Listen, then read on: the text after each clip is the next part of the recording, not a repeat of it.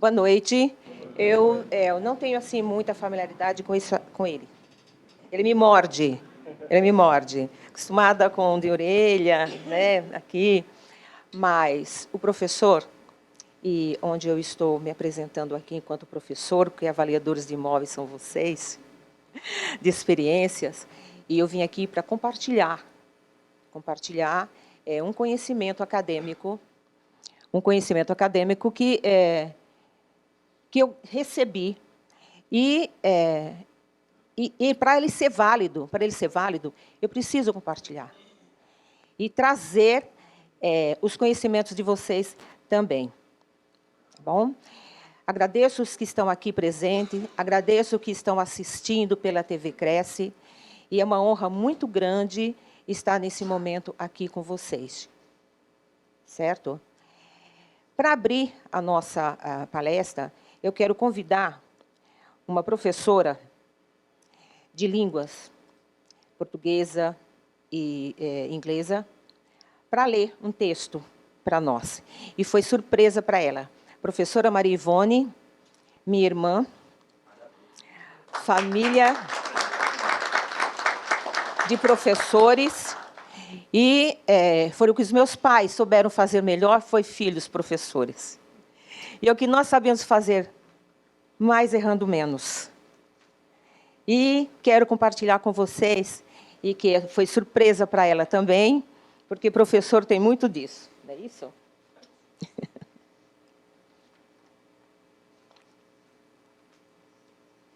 Boa noite.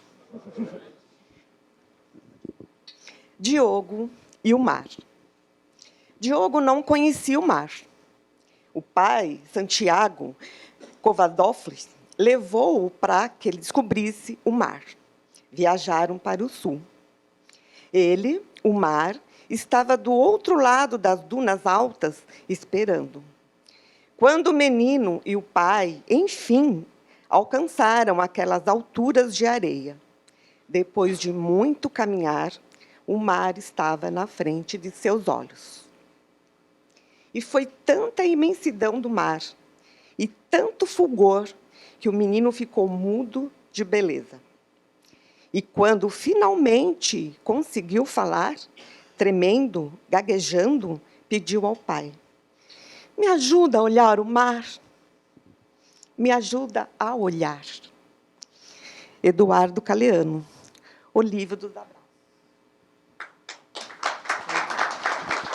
Muito obrigada, professora Maria Ivone. Quero convidar a vocês a, comigo, olhar esse mar de informações. Quero trazer, eu achei muito oportuno trazer essas falas nesse momento para vocês, porque nós precisamos também de poesia. Principalmente porque eu acredito que todos nós que estamos aqui gostamos do que fazemos, senão não estaríamos aqui. Quero também perguntar para vocês, me contaram uma história, quando eu vinha para cá, assim, você sabe qual é a melhor época do ano para se plantar flores?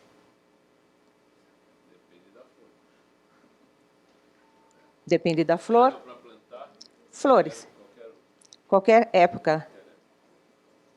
Todo mundo concorda que a qualquer época é apropriada? Pode falar. Rosas em agosto. Alguém pode falar mais alguma? Não? O ano inteiro? A flor certa para aquela época. A região.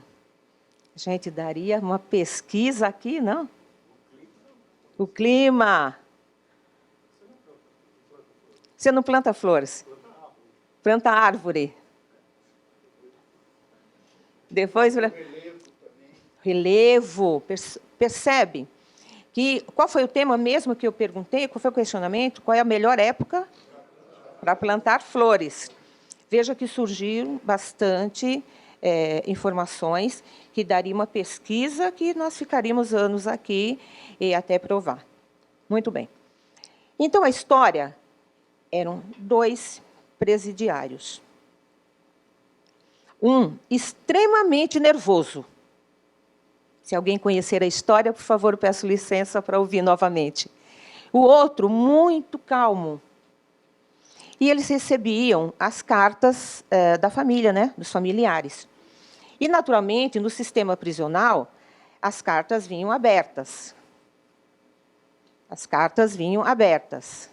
Eu coloquei à disposição de vocês, com licença, professor, as cartas abertas, para que vocês tivessem a leitura prévia, não é isso? Esse é meu método de ensinar.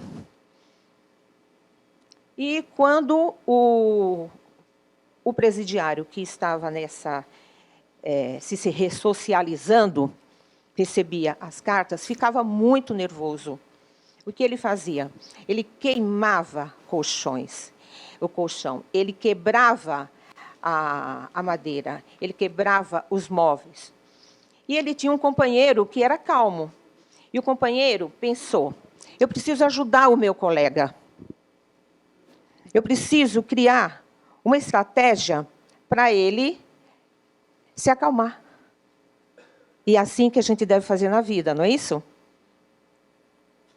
Nos juntar, nos unir para apagar os fogos. Não é isso da vida? Muito bem. Aí o companheiro calminho pediu para o colega estressado. Eu posso ler a sua carta? Ele fez, leia. Leia. Todo mundo já abriu, todo mundo já leu, mais um, menos um, não tem problema, você lê. E ele leu. E na carta constava assim, era da esposa, né? Era da esposa do companheiro dele, e a esposa perguntava isso. Meu bem, ontem foi dia dos namorados. O nosso jardim ele estava muito triste, porque quem cuidava dele, das flores, quem plantava, era você. No entanto, você está aí no sistema prisional, que a sociedade colocou você aí. E eu não tenho ninguém para me ajudar a plantar a árvore, né? Plantar o quê? A semente? Plantar o que mais? Eu não conheço o meu relevo, não é isso? Então, o que eu faço? Aí, o amigo perguntou, eu posso responder a carta da sua senhora? Ele falou, responda. O sistema vai ler mesmo? Ele disse, meu amor, tome muito cuidado na hora que você forá o nosso jardim. Porque foi exatamente lá aonde eu escondi o produto do meu roubo. Mandou a carta. Mandou a missiva dele. Nem um mês passou, a carta veio de volta. Escrita. Ah, meu querido, você não imagina. Baixou aqui um batalhão com pás, picaretas, arados. Fez a cova, está tudo preparado, o terreno está preparado. Aí o amigo respondeu, então, agora está na hora de você plantar. E não é somente a semente, aí foi o pomar, aí foi tudo, não é isso, pessoal? As árvores, todas elas, né? Eu trouxe essa história para vocês para dizer o seguinte. Nós estamos com um pomar aqui arado, não é isso? Que o COFES arou para nós, não foi isso? Quando nos certificou com o selo, aquele selo certificador, quando você apenas opinava para a elaboração de um pitã. Hoje você tem a responsabilidade de elaborar. Só que você não vai elaborar simplesmente de uma forma que não seja dentro de uma norma. E graças a Deus, hoje nós temos um convênio, não é isso? A ABNT e cresce para elaborar os nossos pareceres, né? Dentro da norma. Isso. Então, pessoal, venha olhar esse mar de informação comigo, e já que esse pomar está arado, vamos ver se nós criamos uma teoria aqui. O saber, ele não esgota. O saber não esgota. Eu vou sair daqui muito mais cheia de informações do que vocês estarão levando. Essa é a minha proposta. Tá? E eu gostaria de continuar a minha fala com esse texto aqui também. Para superar a metodologia da superficialidade e inconsistência do modelo de elaboração e apresentação do PITAM, deve-se realizar as atividades de pesquisa de modo que nos aproxime cada vez mais do saber fazer ciência, dos verdadeiros cientistas, filósofos e suas epistemologias, o saber do conhecimento. Quero acrescentar aqui o saber também dos avaliadores, os peritos avaliadores que estão aqui presentes também. Tá? Então, é claro que, para fazer isso, usarei inicialmente o que tenho em mãos, o conhecimento prévio de formação acadêmica, vivenciais e experiências profissionais na docência, que já foi aberto o currículo. Posteriormente, posso usar ideias novas dos profissionais avaliadores de imóveis com suas multidisciplinaridades. Aqui acho que nós temos advogados, nós temos engenheiros, nós temos professores também, nós temos... que mais? Me ajudem. Quem mais está aqui?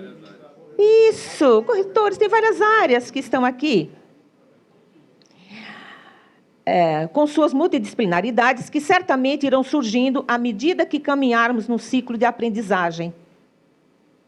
Nas atividades de experimentação de toda pesquisa científica, novas hipóteses explicativas surgirão, comparando-as e colocando-as em situações de conflito potencial, que é para tirar a gente do lugar.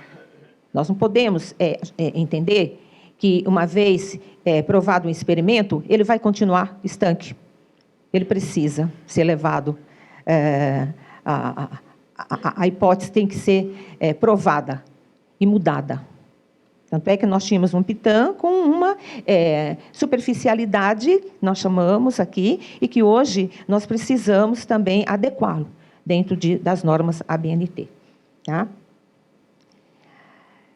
Nas atividades de experimentação de toda a pesquisa científica, e que essas hipóteses elas vão ser provadas, eu trago o modelo do PITAM acadêmico apresentado nessa palestra.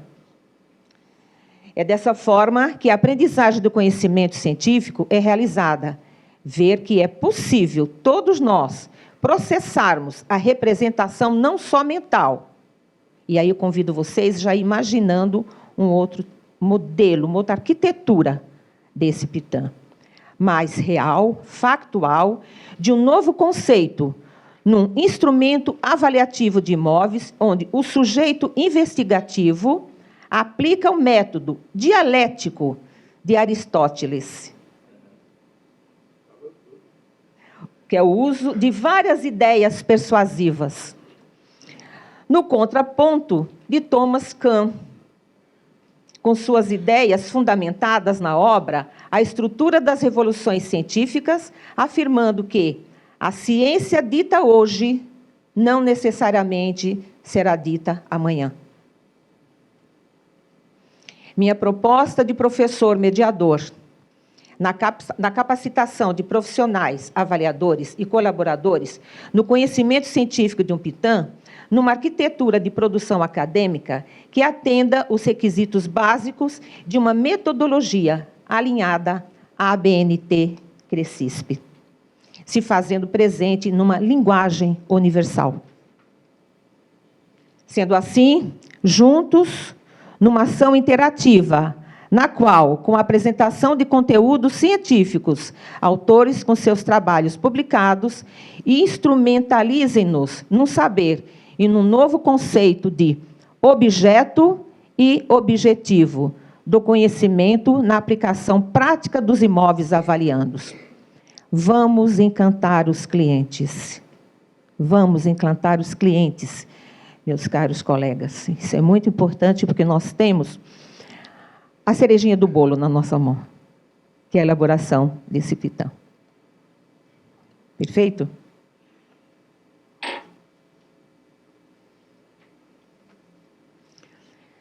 Sendo assim, vamos falar da cientificidade do pitã num ambiente epistemológico, etapas, limites do conhecimento entre o sujeito indagativo e objeto inerte. Alguém pode arriscar quem é o sujeito indagativo hoje aqui? Quem é o sujeito indagativo? Nós, avaliadores de imóveis. Já estamos constituindo o quê? Uma teoria, não é isso? E quem é o objeto inerte? O imóvel? Ah, o pitã. Alguém falou pitã. Alguém falou quem? O imóvel. É o avaliando. Você perceba que isso você pode constituir pesquisa técnica? Muito bem. Também nós temos isso. Nós temos que estar preparados também para essas intercorrências. Muito bem. Então, já que nós iniciamos com a fala da filosofia, não é isso? Já no século VI a.C., Pitágoras, ele relatou esses conhecimentos. Opa, perdão. Aquele que chega a conhecer as coisas mais árduas e que apresenta grande dificuldade para o conhecimento, esse é um filósofo. Você é um filósofo, porque você está aqui querendo conhecer o quê? A coisa. E que coisa é essa que está sendo colocada nas nossas mãos? Quem são? Quem investiga os princípios, fundamentos ou essências da realidade, movido pela consciência lúcida da ignorância inerente à condição humana. Quero fazer um parênteses aqui e falar sobre a ignorância, não no sentido pejorativo, mas no sentido de querer saber, de querer conhecer um pouquinho mais. Já Aristóteles, 324 anos antes de Cristo, ele diz: além disso, aquele que conhece com maior exatidão as causas, a coisa você já descobriu, as causas você também quer saber, tá? Que é o estudo mercadológico. Gente, essa é a minha proposta, não necessariamente a sua. De repente, você tem que contextualizar em cada situação que você estiver avaliando. Entendeu, colega? As inferências do pitã é mais capaz de ensiná-las.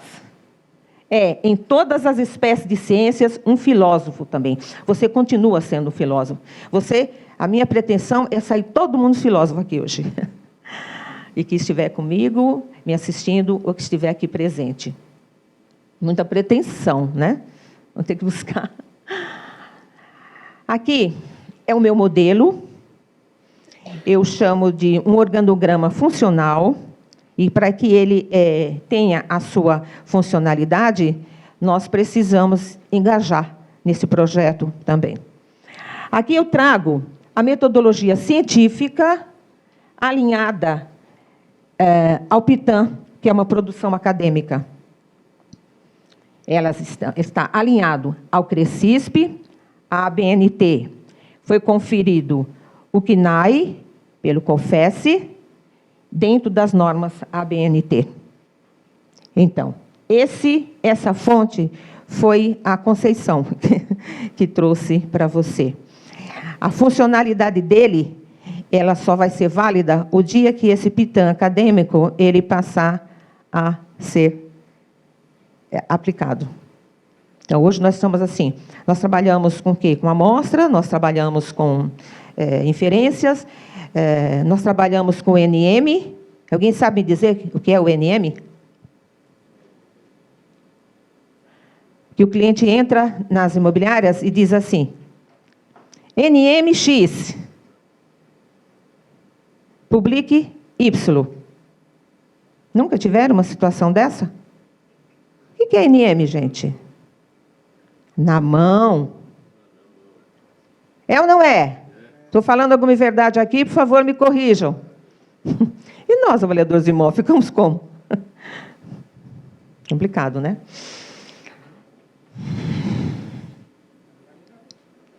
Então, o que é um paradigma nesse contexto?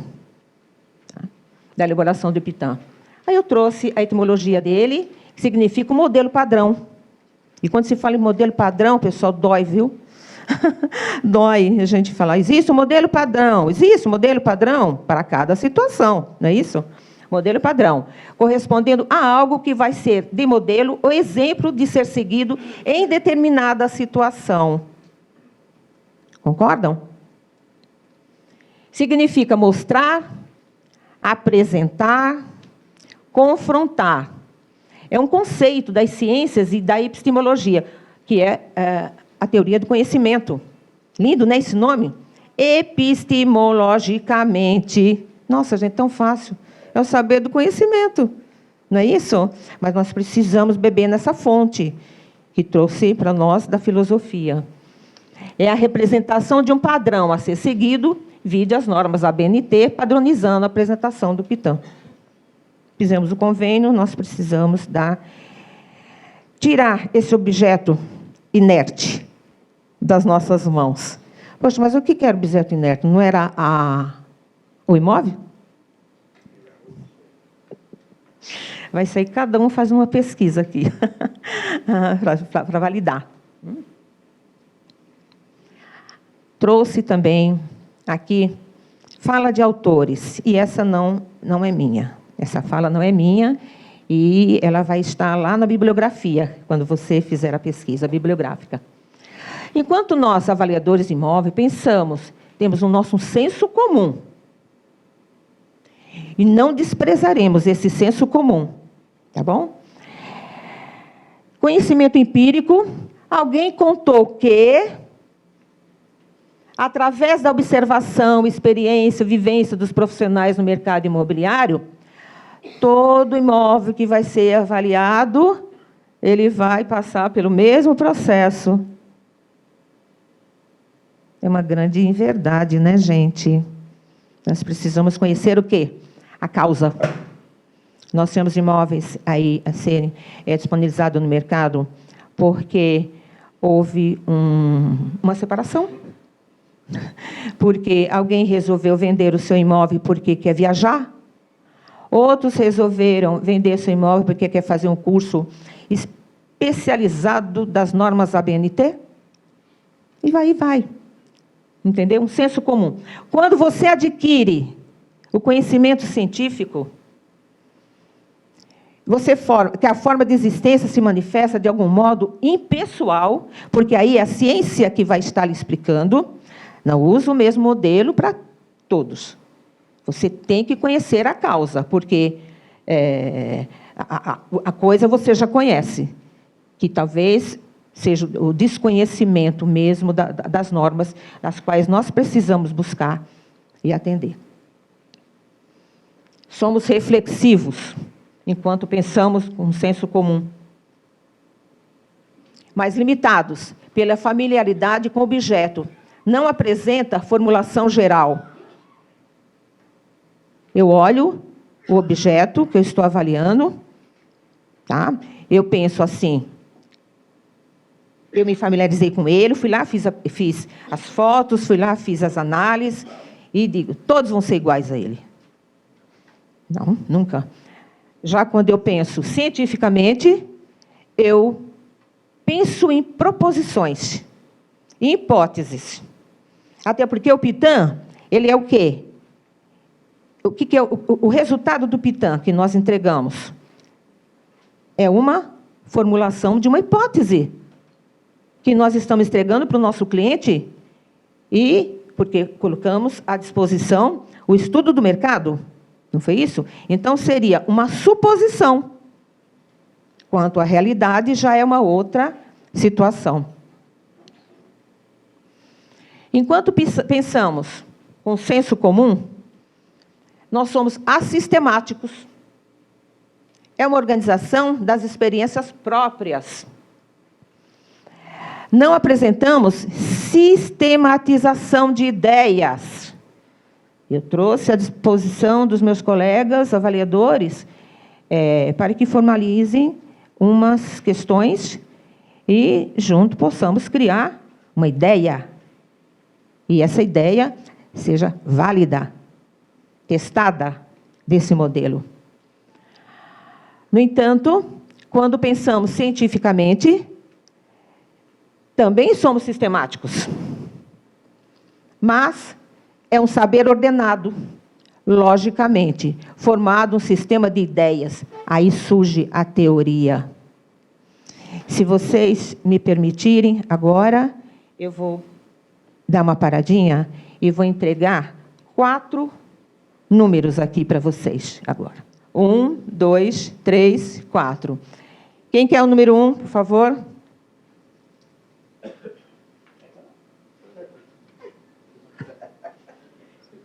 Veja que não sou eu que estou entregando, vocês estão escolhendo.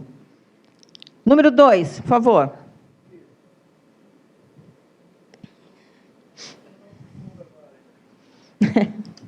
Número 3, por favor.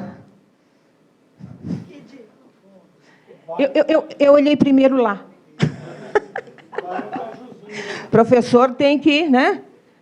Tem que ter o olho. Muito obrigada. E o número 4?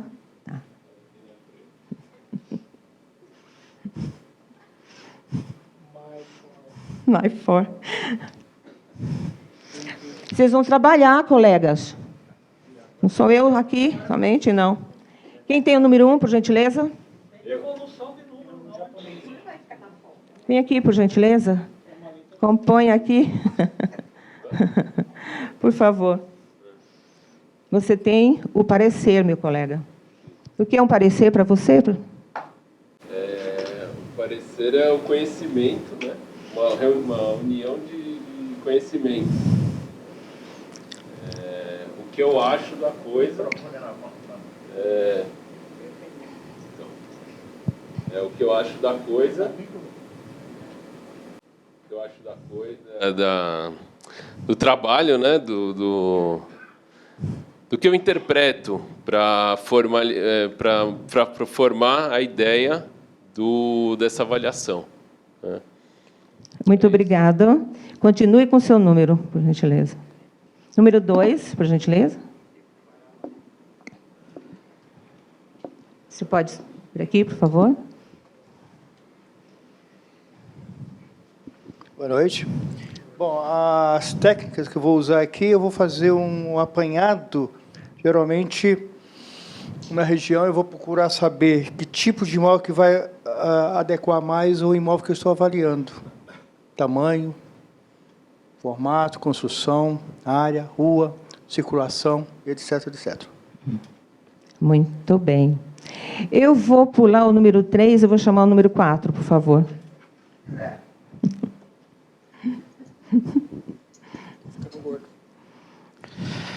Método. É tudo que nós aprendemos nos cursos de avaliação para fazer o PITAM, uso de normas e técnicas e todo o conhecimento acumulado de geral que põe dentro do método para criar um parecer, na minha visão. Muito obrigado. Continue com o número. Agora eu chamo o número 3, por gentileza. Caminhe até aqui, na passarela.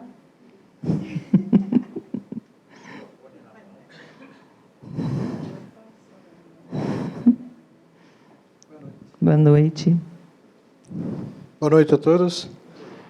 Bom, método. O que você... Não, o método foi o número 4. Você é o número 3. Você é a... Dialética. Dialética. O que é a dialética, gente? Bom, aí eu vou ficar um pouco a dever, porque eu não sei exatamente Peça para os universitários. Eles podem estar nos ajudando. Dialética. O que é a dialética? Sim, mas não nesse contexto aqui. Nesse contexto, dialética é o mesmo que a oratória? Quando você vai avaliar o imóvel, você não vai atrás, vai Sim. conversar, vai dialogar. Bom, então, partindo desse princípio aí, a dialética o que que é? É a conversa com o proprietário para mostrar para ele o quão vale o imóvel dele, o quanto que o imóvel dele vale dentro das condições, porque nem sempre o que você apresenta para ele é o que ele está esperando, entendeu? Então, Isso. dentro da sua metodologia, usando aí as técnicas, né, usando o método, você vai chegar em um valor ou num montante que nem sempre é o que ele está esperando. Então, aí você vai ter que ter a dialética, né, para não convencê-lo, mas pelo menos para esclarecer para ele que, naquele instante, o imóvel dele, para ser colocado no mercado e ter uma aceitação, né, é aquele valor que você chegou. Muito obrigada. Continue com o número 3 e aqui eu preencho. Ok.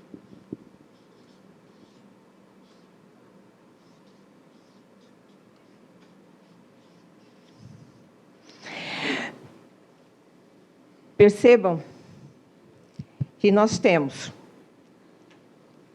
o poder de persuasão. Temos ou não temos o poder de persuasão? Importante que você saia daqui hoje com essa consciência. E se você vai ter um poder de persuasão, você já conhece o método, a técnica e, e o parecer do imóvel que você está avaliando, daquele bem, você tem... Esse pitã não pode ficar inerte. Ele tem que ter movimento. Nós somos verificáveis. Percebam que todos nós tendo senso comum, somos verificáveis. Porém, nós somos limitados ao âmbito da vida diária, o que é percebido no dia a dia. O colega colocou bem a situação também, entre os outros, a questão da persuasão. Muitas vezes fazemos o nosso estudo, o nosso trabalho, e, no entanto, não conversemos. Aí morre ali. Enquanto nós trabalhamos com conhecimento científico, também somos verificáveis. No entanto, afirmamos, temos hipóteses, podem ser comprovadas e ela pertence ao âmbito das ciências. Toda vez que você ouvir falar em hipótese, ela não é sua, ela pertence ao ramo da ciência.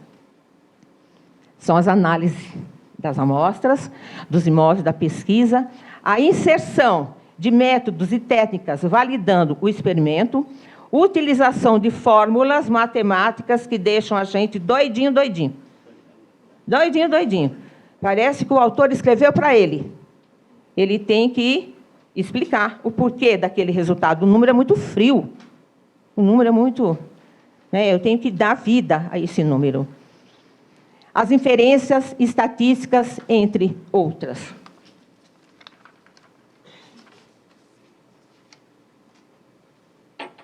Mas cadê o pitã científico, Geraldino? Nós somos falíveis. Nós nos conformamos com o que se ouviu dizer a respeito do objeto em estudo. Porém, enquanto cientista, nós somos filósofos, não é isso? A gente falou já no início. Não é definitivo, absoluto, final e, portanto, pode ser alterado. Pode ser alterado, deve ser alterado, precisa ser alterado. Porque o modelo de hoje, não necessariamente, ele vai servir para amanhã. Falei de Thomas, né, Kuhn, aqui, onde ele afirma isso. É um método da pesquisa e a técnica utilizada para atingir o objetivo final, o estudo de campo, sugerindo sua aceitação ou refutação. Aqui também não é a questão só do estudo de campo, onde eu coloco o pitã, no momento que você está avaliando, como um estudo de campo, não foi ainda nada realizado. Ele vai ser a partir do momento que o imóvel a negociação se dê para ela. Quando se trata de estudo de caso, você vai procurar situações que já foram concretizadas no mercado. E também você pode fazer uma avaliação em cima de estudos de caso também, onde se coloca. Aí, aqui, começa outra situação. Nós somos inexatos. Não permitimos a formulação de hipóteses sobre a existência de fenômenos situados além das percepções objetivas. Eu não vou permitir a hipótese de eu estar chegando aqui hoje e não ter material, não ter equipamento para eu apresentar minha palestra. No entanto, já aconteceu, não já? O professor já pegou, já foi passando os slides mais para frente, até com uma questão de manuseio. Lembra que eu falei da ignorância? Lá no comecinho, eu preciso fazer um curso de TI urgentíssimo. Urgentíssimo. Já quando nós pensamos cientificamente, nós somos aproximadamente exatos. Olha, aproximadamente. Aqui ninguém está confirmando nada ainda, porque o Pitan, ele é uma sugestão, não é isso? Ele é uma sugestão. Novas proposições e o desenvolvimento de técnicas pode reformular o acervo de teoria existente. Aquilo que eu disse hoje, não necessariamente ele vai ser dito amanhã, porque o mercado ele é muito dinâmico. Aí surge a mão invisível do mercado. Adam Smith, em 1776, foi quem lançou, né, a mão invisível do mercado. Hoje é considerado o que existe de mais moderno na economia é a oferta e a procura. Não vou poder ofertar meu Pitan lindo, maravilhoso, cientificamente, se não tiver procura. Será que nós vamos ter procura por ele?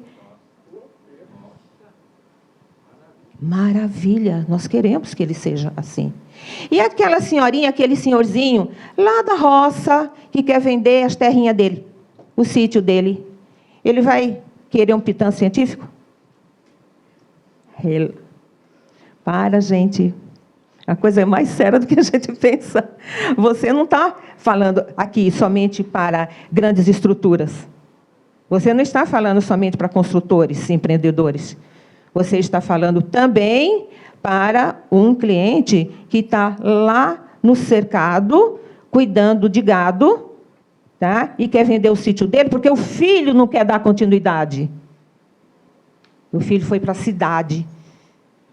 Então, para que nós vamos ter um Pitan científico?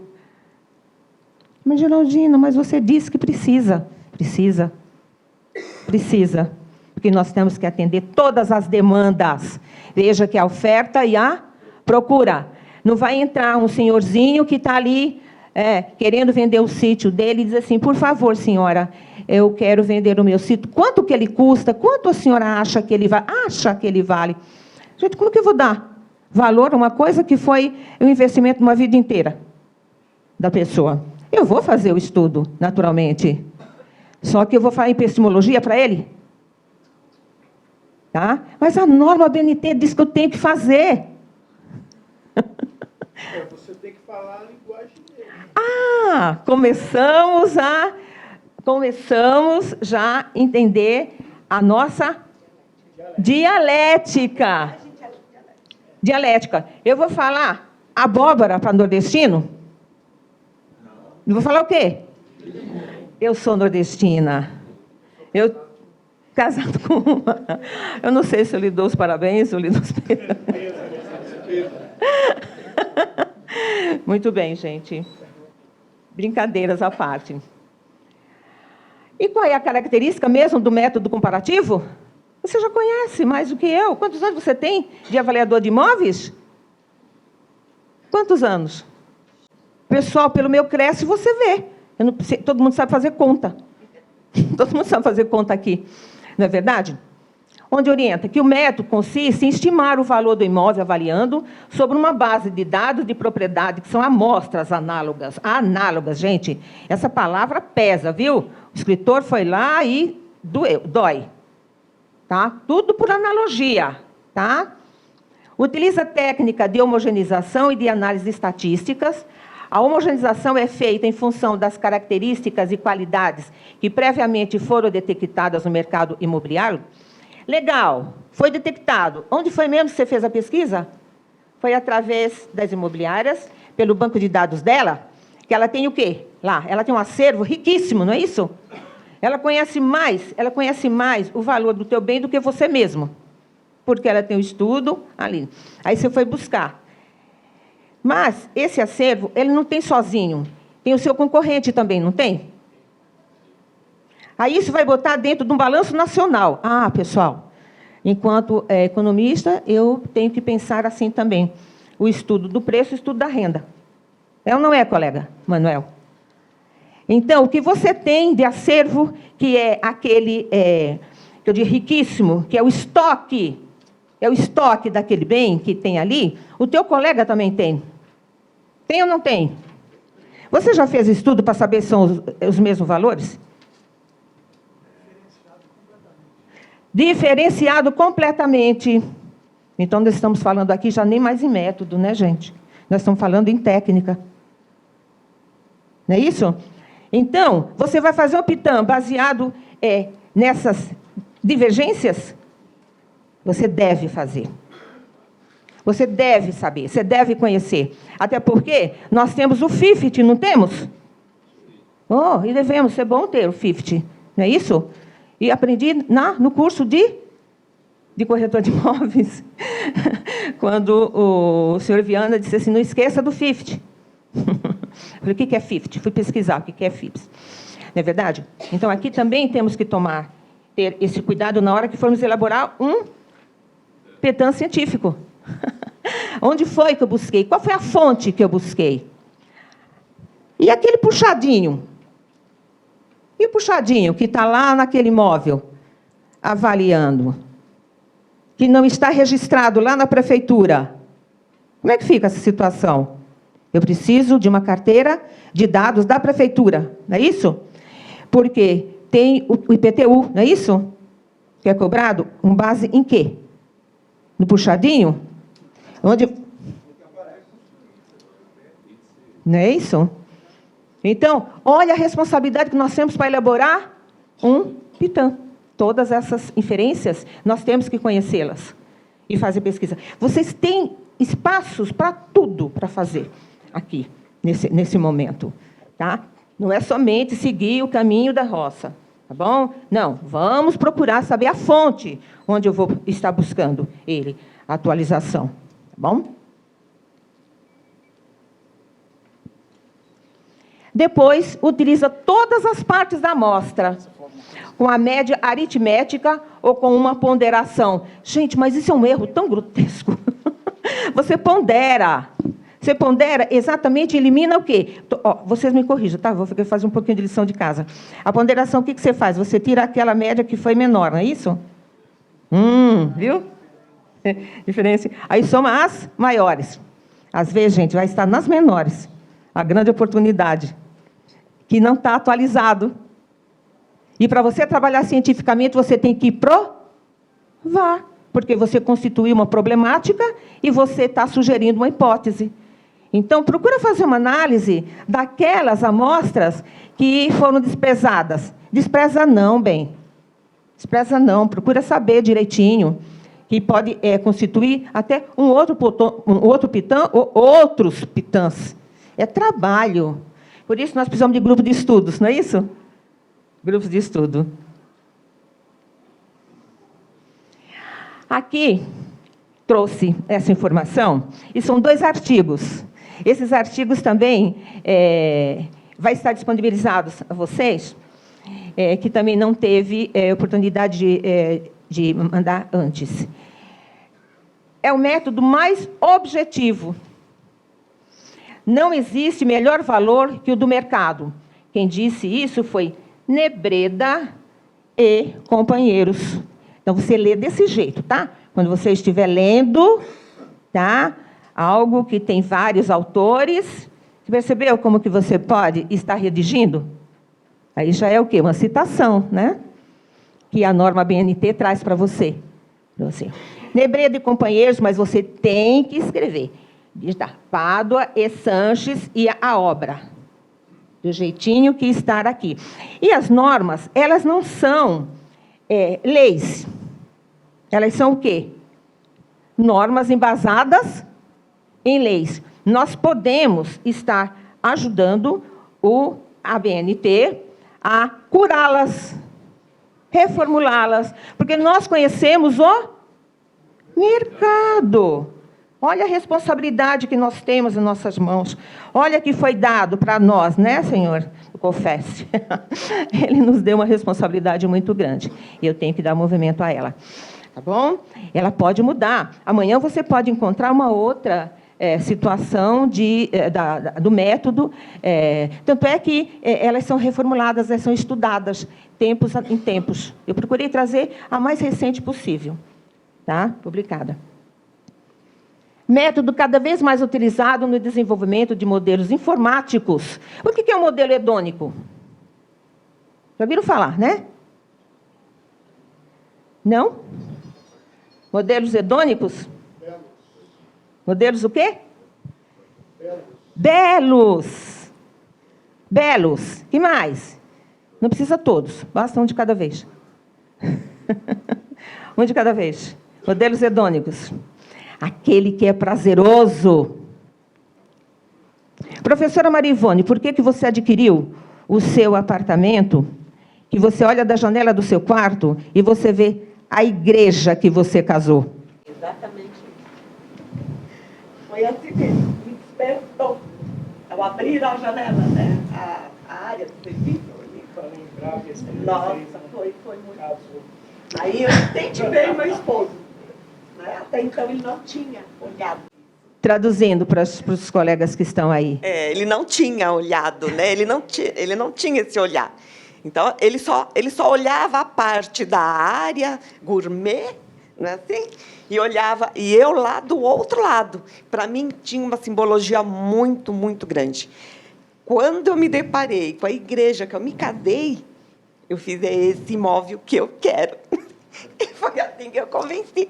Você vai querer esse imóvel? Eu falei, quero este imóvel. Nossa, muito, muito. Até hoje ele não sabe. Não sabe, claro que sabe. Vocês percebam que a palestra, a data de hoje, ela veio dar uma conotação bem assim, de romantismo? Uhum. Muito bem. Eu já tive experiências de chegavam pessoas pedindo para fazer as suas vendas e diziam assim, pelo amor de Deus, me tira desse imóvel porque está perto da igreja que eu casei. Eu me descasei. Gente, a ciência o que é dito hoje, não repetido amanhã. Me permitam trazer, ilustrar. Existem tantas outras. Muito bem. O artigo vai estar disponibilizado, que ele é um estudo que foi feito, como você pode também mensurar, tá?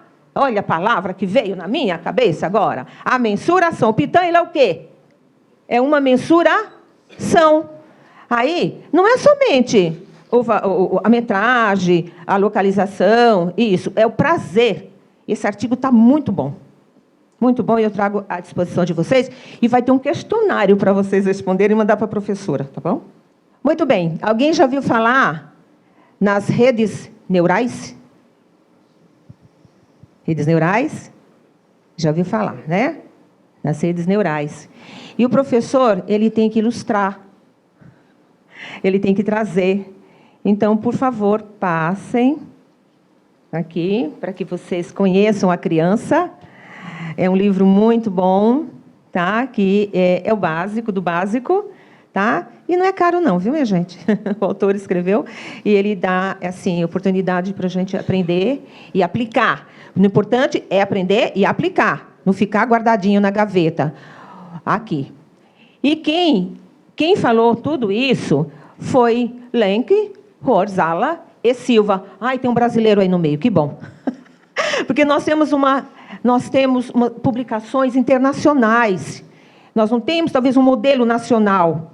E a gente, que nem esse método aqui, esse método, essa técnica, ela, quando vocês lerem o artigo, vocês vão perceber aonde cita, já na conclusão, que existem muitas inferências que não foram estudadas, elas. E ela pode ser trabalhada em conjunto com os preços hedônicos, viu? É muito bom, são artigos muito bons. Eu acho que todo mundo vai sair daqui pensando em preços hedônicos e preços neurais.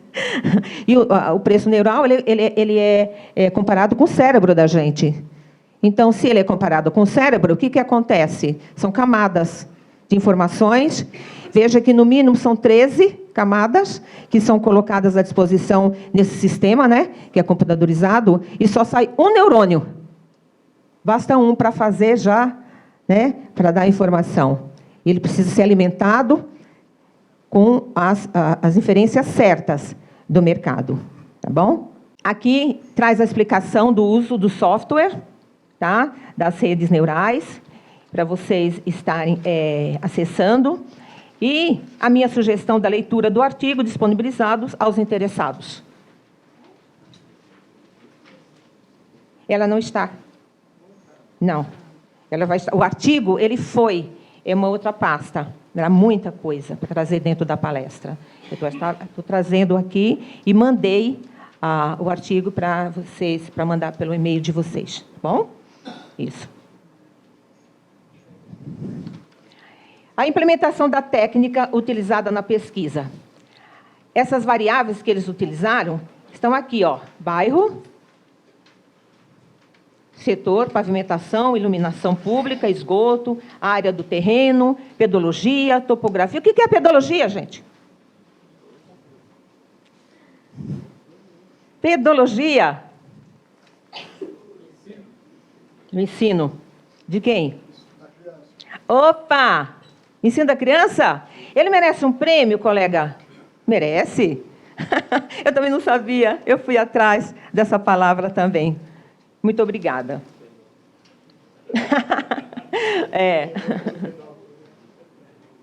E aqui tem o modelo, né, que ele trabalhou, tá? Tem a Batistella. Fiz o contato com ela. Ela está muito honrada que eu trouxe o artigo dela aqui para a gente fazer esse estudo, onde eu formulei umas questões também para vocês responderem, e a gente vai mandar essas questões para ela. Até porque, não é porque o artigo está lá publicado em congresso, que ele vai ser modelo para todas as situações. Não é isso? É uma doutora também. Mas a inconveniência desse método. Só esqueceram de falar isso para a gente, né? Na hora que a gente estava estudando lá no KINAI. Ele é circunscrito a um espaço e local concreto. Quem disse foi Molina. É necessária a experiência e conhecimento dos preços do meio, sendo imprescindíveis uma metodologia ordenada, justificada e cuidadosa. Método de comparação de mercado que não requer que o avaliador entenda a motivação dos compradores e vendedores. Mas eu acabei de falar que você tem que conhecer a causa. Acabei de falar que você tem que conhecer a causa. Esse método dela, ele é utilizado, eu diria, é um estudo comparativo das inferências estatísticas. E ela conseguiu provar que é válido. É válido. Porque alguém alimentou o sistema. Foi a tua inteligência, foi teu cérebro que alimentou esse sistema para ter esse programa. E existem investigadores, que são os avaliadores, que têm reserva sobre esse método. Devido à subjetividade na escolha das variáveis intrínsecas e extrínsecas. Então, difícil, né?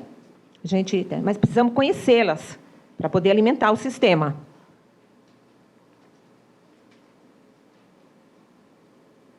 Então, o que é ciência mesmo?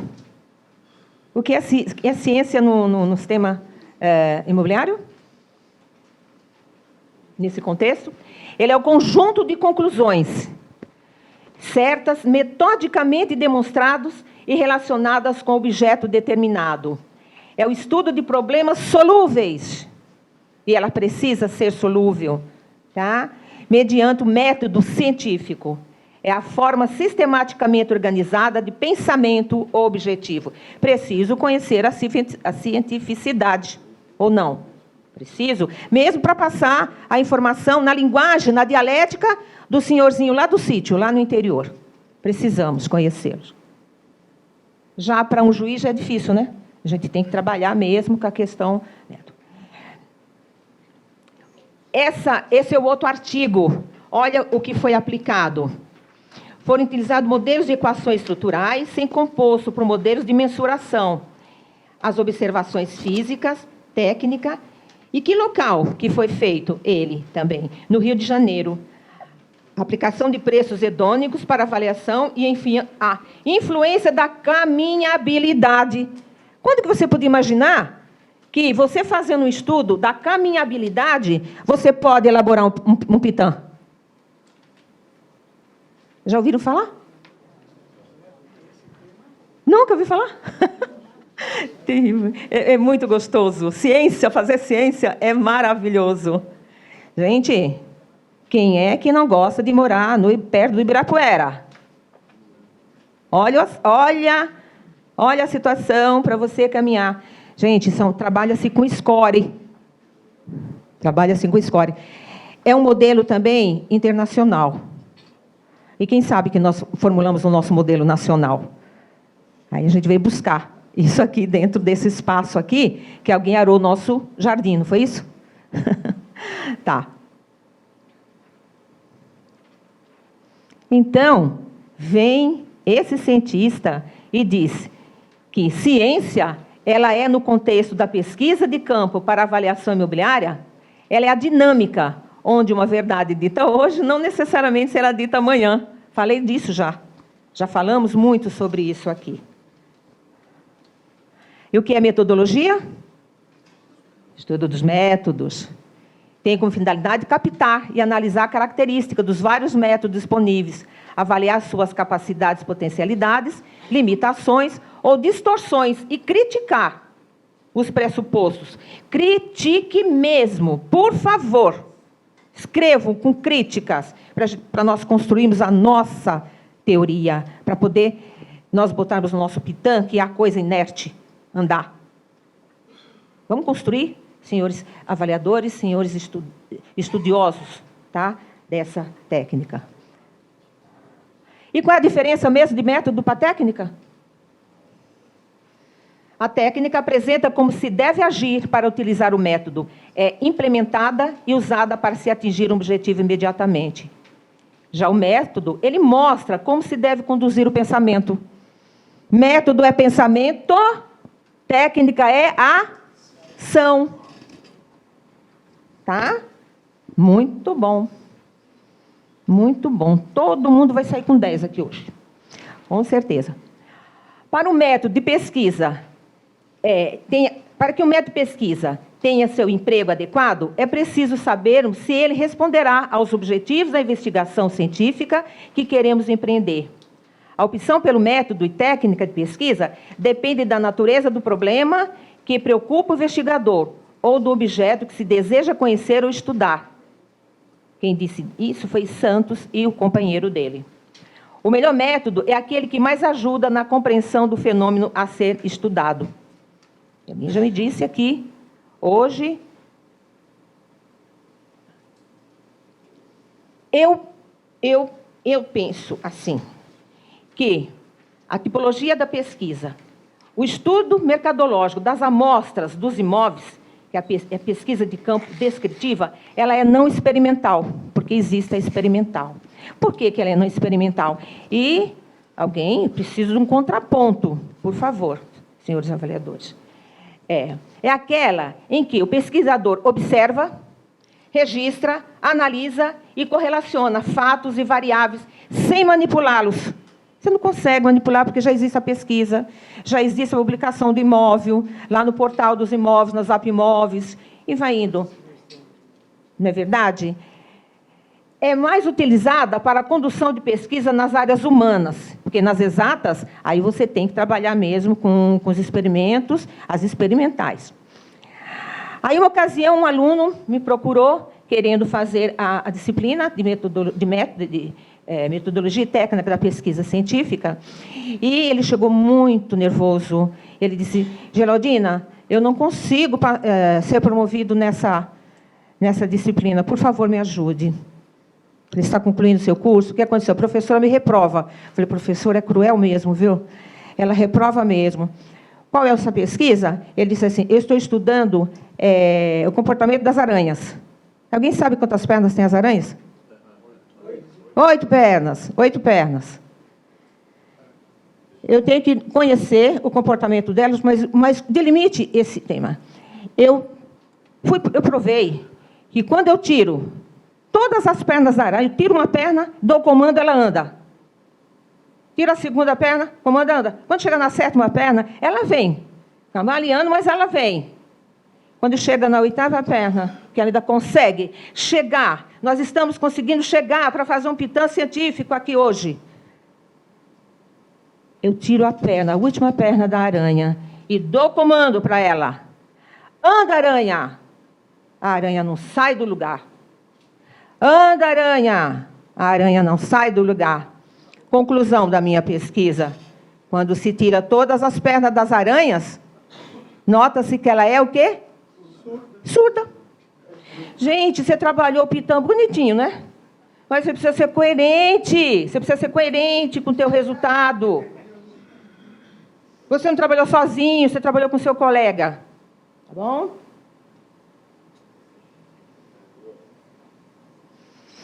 Mas Bacon, ele diz o seguinte, que se deve seguir um rigoroso método experimental, o método experimental, a técnica não experimental. Você percebe que você pode estar utilizando as duas. Para atingir o conhecimento, ela inaugurou a tradição empirista. Tá bom? Tem como objetivo chegar a novas conclusões a partir da maturidade experimental do autor. Você é o autor da obra. Você é o autor do pitã. Você tem a dialética, você tem o parecer, você tem a técnica, você tem o método. Então, ninguém vai te pegar, ninguém vai concorrer mais com você. Essa é a nossa proposta. Quem conferiu para nós foi o CNAE, que trouxe essa proposta para nós, nos deu essa responsabilidade aqui.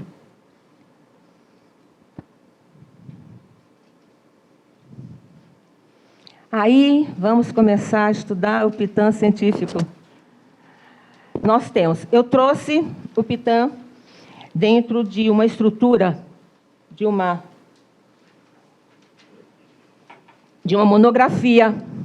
Já promovi todos vocês aqui, presentes e que estão me assistindo. Quando nós trabalhamos na graduação, é chamado Trabalho de Conclusão de Curso. TCC. Não é isso? Então, vocês já foram promovidos, vocês já estão no pós-graduação. Então, são monografias. Quando nós aprendermos no nosso pitã científico e der validade a ele, aí nós vamos ser mestres, nós vamos ser doutores, aí nós vamos dissertar. Então, esse modelo, ele é configurado dentro de uma monografia, tá bom? E nós chamamos os elementos pré-textuais aqueles que precedem o texto do trabalho de pesquisa do pitã. Importante observar que, não obstante, as normas padronizadas da ABNT, instituições de ensino, de pesquisa, editoras e órgãos de governo, agências internacionais, por vezes, possuem suas próprias normas para a apresentação de trabalho, devendo, nesses casos, ser consideradas por quem se interesse em lhes apresentar. Você pode ter essa norma apresentada para o seu cliente e trabalhar e publicar, não pode? Ele te deu. Você tem o selo certificador, aí você leva numa revista. A revista tem a norma dela também. Veja que nada é real ali. Só existe aquele método. Não, existem situações em que as normas elas podem ser modificadas de acordo a atender às exigências das instituições que vocês estão querendo fazer as suas publicações, nesse sentido. Nada é absoluto. Muito obrigada. Os elementos são aqui. Já viram falar que a capa, a folha de rosto, dedicatória, resumo e sumário, eles são paginados em algarismo romano? Já. Vocês fizeram um trabalho de conclusão de curso já. Então, aí vocês colocaram aquele algarismo romano, caixa alta, é isso? Está errado, tem que ser caixa. Tem que ser caixa baixa. É terrível essa disciplina, mas ela é cheia de nuances, mas ela é muito gostosa de se trabalhar.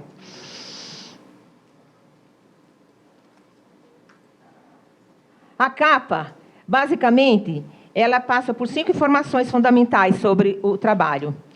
A margem padrão, já conhecemos, 3 centímetros superior e esquerda e 2 centímetros inferior e direita.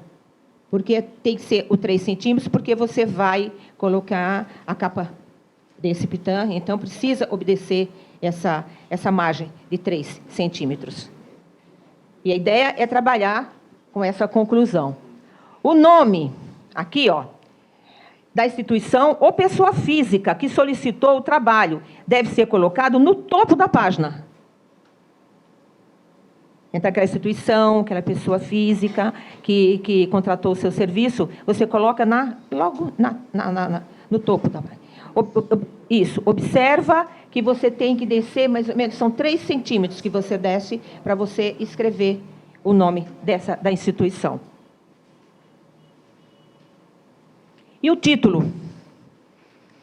Aí você pode, é uma sugestão, pessoal, parecer técnico de avaliação mercadológica. Deve ser colocado bem no centro da capa, com fonte 12.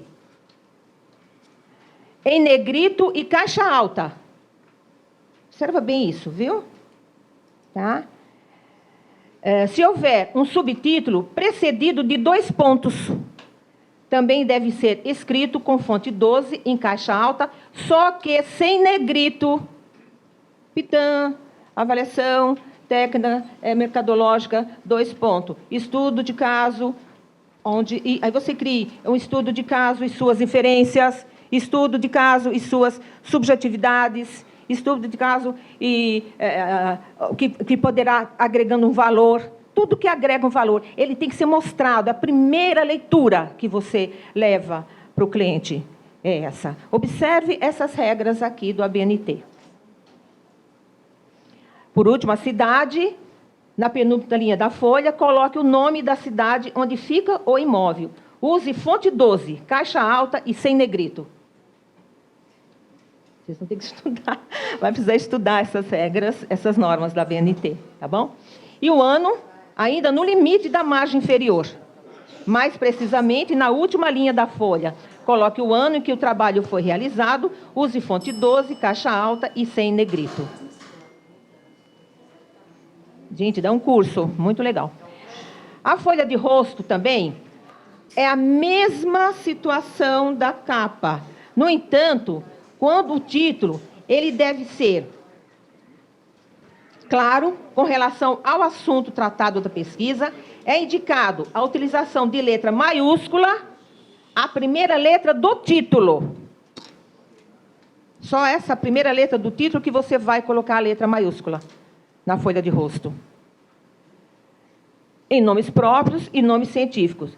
No verso da folha de rosto, sempre você tem que ter essa preocupação, que você precisa também fazer a folha catalográfica, aquela, e peça ajuda de uma bibliotecária. É onde ela vai, no caso de você, depositar. No acervo do Cresce, você vai depositar o Pitã na biblioteca, então precisa ter a indicação do seu trabalho, tá bom? Dentro dessa norma aqui, a ACR2. Os elementos pré-textuais também recomendam a centralização, quando houver um subtítulo. Então, eu já vi trabalhos onde trabalha a margem americana, que é aquela que pega ao lado esquerdo. Mas a norma americana orienta dessa forma, que tem que ser todos os títulos centrais. Agora, aqui, normalmente se recomenda que essa parte seja colocada em pontos, alinhamento justificado, e que se coloque a margem esquerda do parágrafo de 7,5 centímetros. Você tem a margem esquerda, você conta, dá um entre 7,5 centímetros, aí você pode escrever. Pesquisa elaborada pelo... coloque seu nome, pode colocar seu nome, seu Cresce e o CNAE, para a finalidade de... São N situações. Aqui, você pode colocar também, assinar, já na folha de rosto, o selo certificador que você recebeu. Eu trouxe essa informação mas mantive lá na conclusão também que o Cresce, que o CNAE nos deu a informação que você deve colocar no final. Então, eu trouxe as duas situações. E aqui é estudo para a gente estar determinando de acordo com a COFES. Se vai permanecer lá no estudo, lá no final, ou então na folha de rosto. Eu entendo assim, eu tenho que mostrar logo um trabalho, quando você vai apresentar para um juiz, é logo no início, né? Quando você logo na capa, né? Que você coloca o seu selo certificador. A página também encerrada, de acordo. Aí vem o resumo. Gente, resumo dói. O resumo dói. Ele tem que ser objetivo. Ele tem que responder, pelo menos, essas 3 situações. Ela deve estar sempre na primeira frase, um resumo de trabalho científico. Aí é uma sugestão. O objetivo desse trabalho foi a pesquisa, propôs a análise X, dados com a finalidade de... A redação é sua. Mas você tem que responder o objetivo, a finalidade, os materiais e métodos que você trabalhou, que, no caso, de que maneira você atingiu esse objetivo. Logo depois de apresentar o objetivo proposto, faça uma breve descrição da metodologia e o método aplicado no estudo das amostras dos imóveis e as inferências do mercado. Aqui também você tem que obedecer a questão das conclusões. Quais são as conclusões da sua pesquisa? Que análise você faz dos resultados obtidos? O que a sua pesquisa, o estudo mercadológico representa para o objeto, que é a coisa, né? Nós trouxemos aqui a situação do imóvel pretendido, e a causa, que é o objetivo do cliente. Quem receber esse PITAM que você fizer científico, que ele lê o resumo, ele não precisa ler o resto. Não precisa ler o desenvolvimento todo. Vai interessar o desenvolvimento todo para quem? Para o juiz. Né? Dependendo da situação ali. E algum cliente que seja um pouco mais, né, metódico, aí ele vai querer, como é que foi mesmo esse cálculo matemático? Aí vai desenvolver uma pesquisa na matemática, de repente ele ainda não descobriu que ele pode ser um grande matemático. E o PITAM vai dar informação para ele sobre uma fórmula que vai aguçar o interesse. Quem lê um trabalho, uma monografia, na estrutura de um PITAM, aqui ela já está informando tudo. Essa é a recomendação da ABNT. Recomenda-se que o resumo seja escrito na terceira pessoa, e geralmente a gente lê assim, nós sabemos, nós entendemos, nós quem? Você e mais quem? Deixa eu procurar, quem é que está aqui perto de mim? Não tem mais ninguém, só tem você. Então é ele. É a linguagem, na terceira pessoa que você precisa escrever. Não é, professora? É isso? Tá. Ela indica que existe uma pessoa assunto. E com o verbo na voz ativa, quando o sujeito pratica a ação. É um sujeito agente. Tem uma recomendação. Quando você fizer o PITAM, você precisa não ver somente aquela correção de texto. Peça para alguém. O português, a concordância, a ortografia, enfim, para ler, porque você está apresentando um trabalho científico.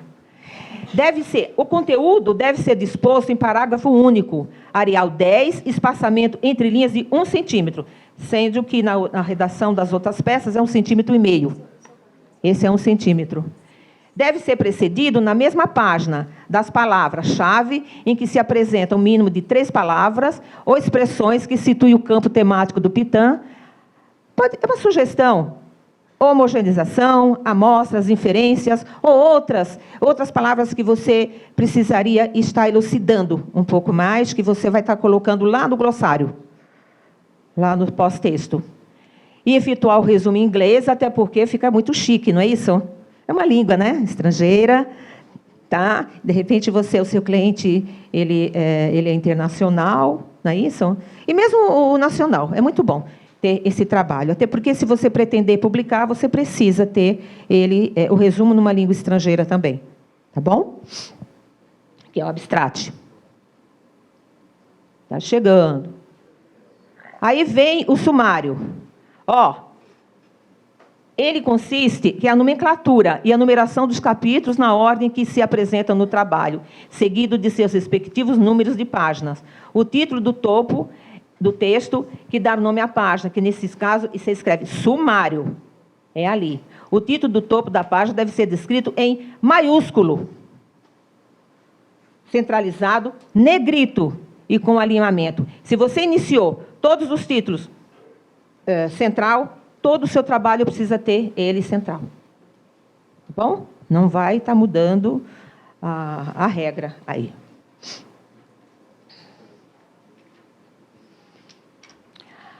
A formatação. Tá aqui a norma. Os títulos referentes à introdução, desenvolvimento, capítulos e subcapítulos e a conclusão devem ser escritos em negrito, caixa alta, maiúsculos e alinhamento justificado. Tem uma dica. São as duas últimas peças que você vai estar elaborando. Primeiro, você tem que desenvolver todo o trabalho, né, da pesquisa, onde vai ter o capítulo, né, ou as seções. E, por último, você vai elaborar o sumário, porque você vai lá nos capítulos, e você vai trazer eles. Vai clicar e vai trazer eles para elaborar o seu sumário. Senão ele sai diferente, quando você vai estar descrevendo. Tá bom? Você vai copiar e colar. Só aqui que você pode copiar e colar, tá? Depois você não pode fazer mais nada. Aí nós temos os elementos textuais. Nós temos a introdução, que muitas vezes confunde com o sumário. No sumário você descreve sucintamente o que foi todo o seu trabalho. O capítulo, aqui, onde deve constar a delimitação do assunto tratado, o objetivo da pesquisa e outros elementos necessários para situar o tema do trabalho PITAM. Apresente a justificativa. É aqui,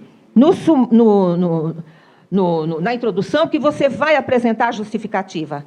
E o desenvolvimento, que ela consta na NBR 14653, que são as partes 1, 2 e 3. Você precisa conhecê-la, de cor e salteado, e procurar saber se ela teve modificação, se teve alguma justificativa para a modificação que o PITAM vai estar informando para nós.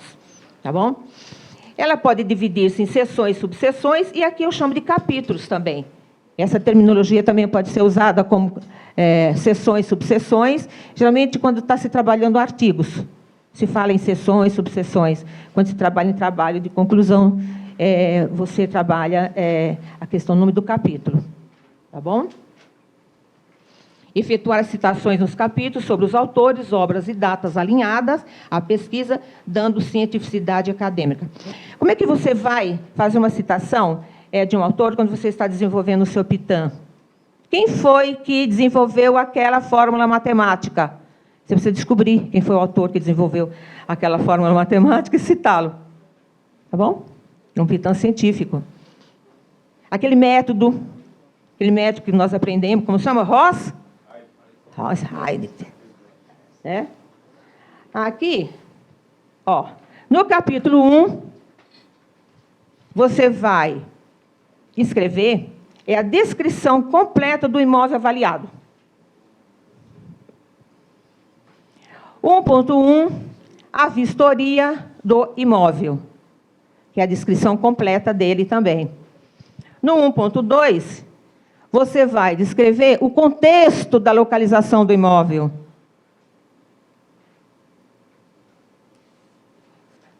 No 1.3, a análise mercadológica do imóvel.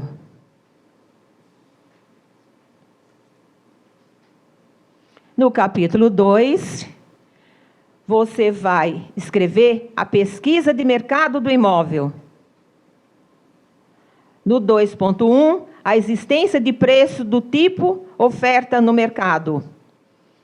No 2.2, a depreciação das amostras dos imóveis pelo método Ross-Heidt. Isso nós aprendemos, né? Aprendemos quando nós fizemos o nosso curso. É isso? Eu só estou dando uma cientificidade a ele, a apresentação dele estrutural. E precisamos, porque ele está muito bem elaborado. Tá? No capítulo 3, a evolução dos cálculos aplicados, que você já descreveu lá no resumo. Você concorda que você precisa desenvolver primeiro o PITAM para você fazer o resumo e a introdução? Tá? No 3.1, o cálculo da média aritmética, ou então aqueles preços hedônicos, né, que você pode também estar utilizando, ou então os preços neurais, entendeu? E não importa o método, a técnica utilizada. Isso é importante para poder você provar o experimento. Nós estamos aqui no experimento. Isso é muito importante saber.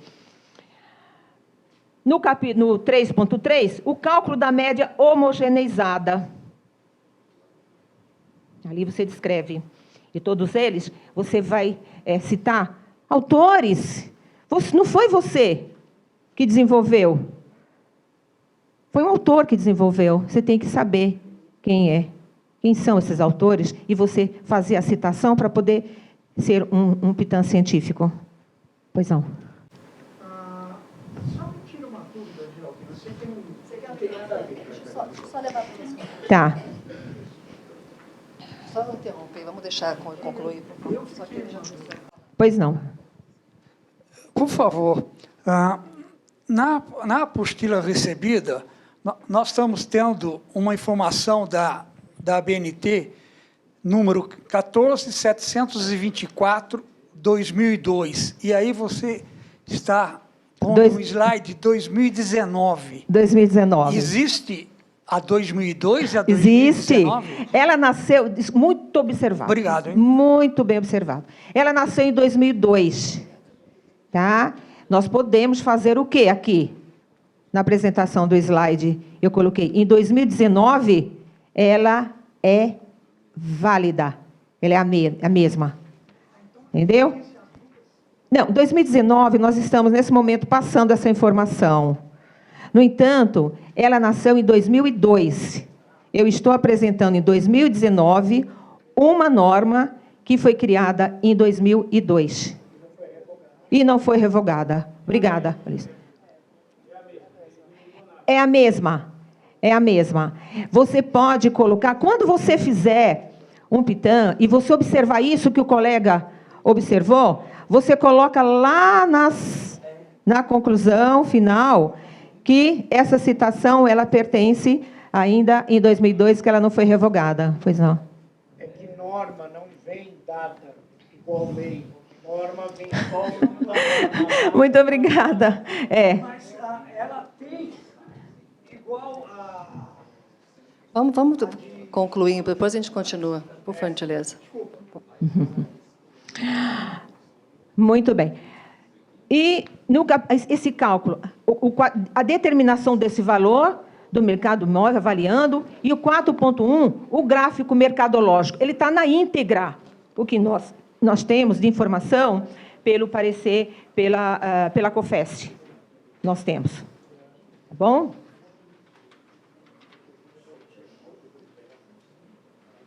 E a conclusão, que é a parte final. Olha, veja que todos eles eu trouxe para 2019. Você vai fazer a pesquisa, vai aparecer 2002, tá bom?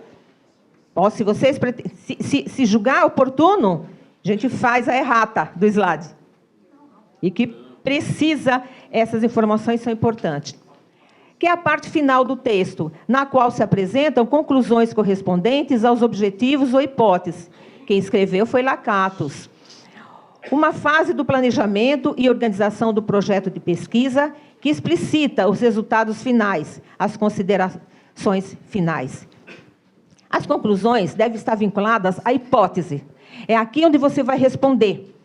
Você problematizou a questão, o imóvel que ele foi colocado avaliando. Você respondeu a hipótese. Se esse imóvel que você avalia, essas amostras, elas configurarem um bom resultado para a venda, então, você pode descrevê-los aqui na conclusão.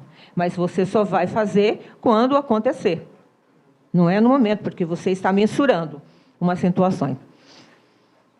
Em termos formais, é uma exposição factual sobre o que foi investigado, analisado, interpretado. É uma síntese comentada das ideias essenciais e dos principais resultados investigados, apresentando inferências no mercado.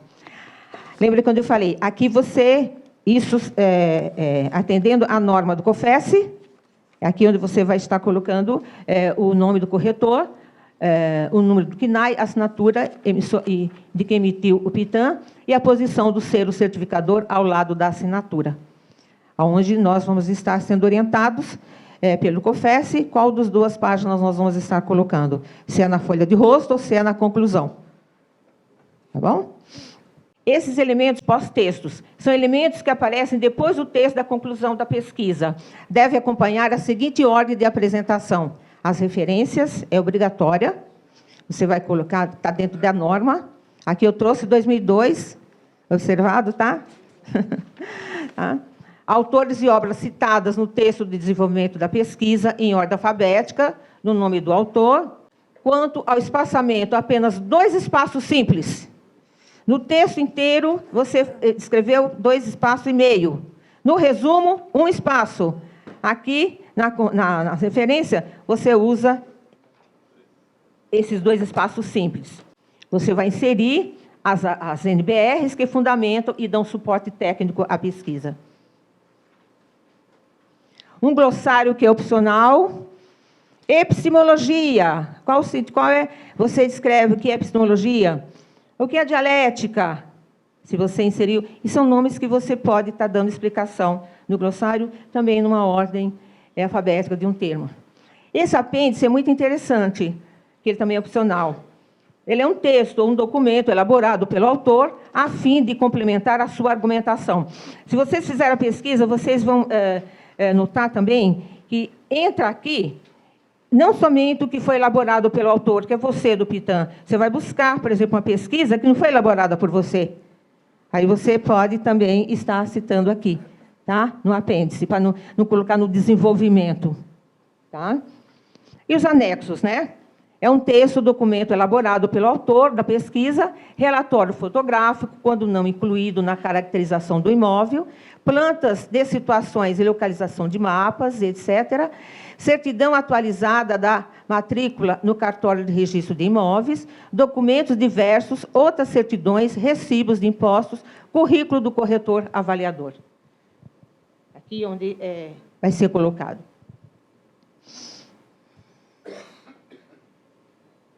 Aqui tem a formatação, e é o formato A4, 21 centímetros, 29 centímetros, ponto 7, espaço entre linhas 1,5, fonte Time New Roman, tamanho da fonte 12 para o texto, margem 3 centímetros superior esquerdo, 2 centímetros inferior direita, paginação à direita da borda superior. Fiz questão de repetir aqui esse formato que é muito interessante trazer. E as citações.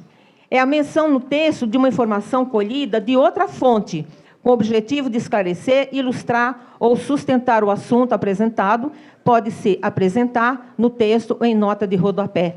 Aqui eu trouxe a fonte onde vocês podem ter, ali tem a fontação direta, a indireta, entendeu? Quando você leu alguma informação, mas que essa informação não foi aquele autor que escreveu, ele buscou em outra fonte, que é o APUD, tudo isso você pode estar encontrando aqui nessa fonte de informação aqui. A paginação, onde eu coloco a situação do algarismo, que ele está em letra maiúscula. Ele tem que ser o quê? Tem que ser? Isso, Romana Caixa Basta. Para quê? Você escreveu o seu PITAM com essa informação, você faça uma errata. É muito importante você fazer isso. Nós, seres humanos, nós erramos. Isso faz parte. Tá bom? A numeração deve ser impressa a partir da primeira folha da parte textual, que é a introdução. Aqui é interessante. A introdução ela é contada, mas não é paginada. Então, quando você dá continuidade, já é na página 2.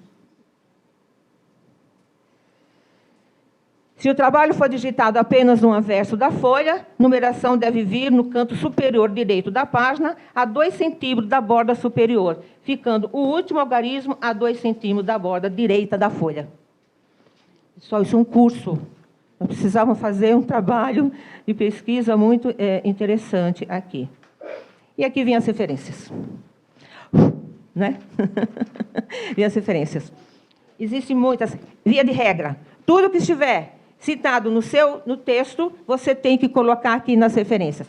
Por que eu coloquei só referências? Porque existem terminologias também usadas como referências bibliográficas.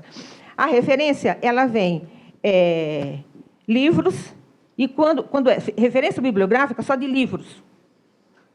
Quando tem citações que você busca na internet, de outros dispositivos, aí você usa o termo referências. Aí ela abrange todos. Tá bom? Esse é o meu pensamento para vocês. Muito obrigada.